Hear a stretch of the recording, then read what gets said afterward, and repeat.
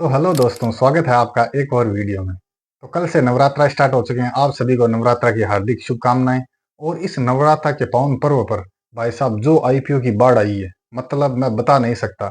इस महीने मेरे हिसाब से तो रिकॉर्ड तोड़ आईपीओ आएंगे। तो इस वीडियो में हम बात करने वाले हैं एक साथ 14 आईपीओ की जीएनपी, जो कि 19 सितंबर से लेकर 30 सितंबर के बीच में ओपन होने वाले हैं। तो सबसे पहला आईपीओ आता है जीके एनर्जी का आईपीओ, जो कि 19 सितंबर से लेकर 23 सितंबर के बीच में ओपन रहने वाला है। और इसकी जीएनपी फिलहाल चल रही है 10% से लेकर 15% के बीच में। दूसरा आईपीओ है सात्विक ग्रीन एनर्जी का आईपीओ, जिसकी जीएनपी चल रही है लगभग 5% के लगभग। इसकी अभी क्या है, जीएनपी डाउन है और ज्यादा डिमांड भी नहीं है। तो अब आपको सोच समझ के ही अप्लाई करना है, क्योंकि आज 23 तारीख को इसकी लास्ट डेट है। तीसरा आईपीओ है गणेश कंज्यूमर प्रोडक्ट्स का आईपीओ। इसकी भी जीएनपी चल रही है 5% के लगभग। तो इसके डिमांड कुछ खास नहीं है इसकी, तो मेरे हिसाब से इसमें तो अवॉइड करना ही सही रहेगा। चौथा आईपीओ आता है 22 सितंबर से लेकर 24 सितंबर के बीच में, अटलांटा इलेक्ट्रॉनिक्स का आईपीओ। इसकी जीएनपी चल रही है 10 से 15% के बीच में। पहले इसकी डिमांड ज्यादा थी, अब फिलहाल कम हो चुकी है। बाकी कुछ भी पता नहीं है, क्योंकि जीएनपी ऊपर नीचे होती रहती है, तो लास्ट दिन देख के ही लगाना है आपको। इसके बाद में आता है पांचवा आईपीओ 23 सितंबर से लेके 25 सितंबर के बीच में, सोलर वर्ल्ड एनर्जी सॉल्यूशन का आईपीओ। इसकी जीएनपी चल रही है 20%। फिलहाल इसकी जीएनपी बढ़िया है, एकदम लगाने के योग्य है। बाकी आपको रिस्क और एनालिसिस लगा के ही अप्लाई करना है। इसके बाद में आता है छठा आईपीओ 23 सितंबर से लेकर 25 सितंबर के बीच में ओपन है, सेसा साइट टेक्नोलॉजी का आईपीओ। इसकी भी जीएनपी 20% चल रही है, तो डिमांड बढ़िया है। फिर बात करते हैं सातवें नंबर आईपीओ की। 23 सितंबर से लेकर ये भी 25 सितंबर के बीच में ओपन है, Anand Rathi share and stock brokerage का आईपीओ। इसकी जीएनपी है 5%।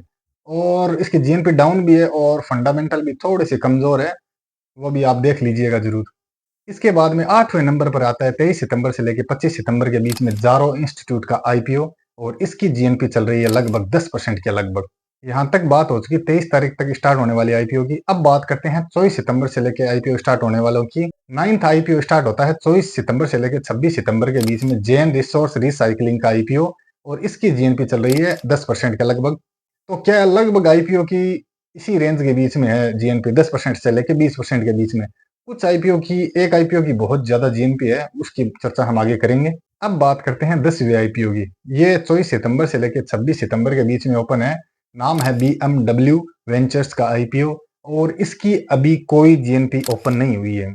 और अभी तक ओपन नहीं हुई है, क्या पता आगे हो जाए, तो मैं आपको अपडेट करता रहूंगा। आप हमारे चैनल को सब्सक्राइब जरूर कर लीजिएगा। अब बात करेंगे 11वें आईपीओ की। ये ओपन हो रहा है 24 सितंबर से लेकर 26 सितंबर के बीच में, ई पेक टेक्नोलॉजी का आईपीओ। और इसकी जीएनपी चल रही है 5%। और भाई साहब लगाने योग्य नहीं है, क्योंकि 5% के लिए कौन ही लगे, क्या पता जीरो भी हो जाती है, तो पता नहीं चलता है। और इसके फंडामेंटल भी कुछ खास तो है नहीं। अब बारी आती है सबसे मोस्ट अवेटेड आईपीओ की। तो इस आईपीओ की जीएनपी भाई साहब बम्पर चल रही है आज के टाइम में।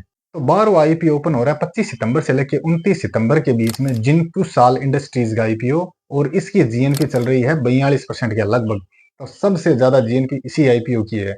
लेकिन ध्यान देने योग्य बात यह है कि इसकी जीएनपी तो ज्यादा है, लेकिन इसका इश्यू साइज बहुत ज्यादा कम है। इसके बाद में 13वां आईपीओ ओपन हो रहा है 25 सितंबर से लेकर 29 सितंबर के बीच में, ट्रू वर्ल्ड बायो एनर्जी का आईपीओ। इसकी जीएनपी चल रही है 10%। ठीक ठाक है, ज्यादा डिमांड तो नहीं है, लेकिन ठीक है। अब बात करेंगे 14वें आईपीओ की। ये 26 सितंबर से लेकर 30 सितंबर के बीच में ओपन होने वाला है, पेस डिजिटेक आईपीओ। और इसकी जीएनपी चल रही है 10 से 15% के बीच में। तो ठीक ठाक जीएनपी है। और क्या है कि एक साथ बहुत ज्यादा आईपीओ आ रहे हैं, तो इनकी जीएनपी इतनी ज्यादा नहीं है। इन जितने भी आईपीओ की मैंने चर्चा की है, इन सब का अलग वीडियो मैंने मेरे चैनल पे बना के रखा है। आप जाके देख सकते हो कि अप्लाई करना है या नहीं करना है, कंपनी के फंडामेंटल्स क्या है, और फ्यूचर में क्या कंपनी काम करने वाली है। और ज्यादातर लोग क्या होते हैं, सिर्फ जीएनपी के भरोसे रहते हैं। तो जीएनपी देखने से कुछ नहीं होता, कंपनी की सारी चीजें देखनी होती है, fundamental analysis, positive negatives, future में क्या काम करने वाली है कंपनी। तो ये सब चीजें देखने के बाद में ही अप्लाई करना चाहिए। नहीं तो कभी कभी क्या है कि डाउन आते हुए टाइम नहीं लगता, फिर लॉस के सिवा कुछ नहीं मिलता। उम्मीद करते हैं आपको हमारा वीडियो पसंद आया होगा। धन्यवाद।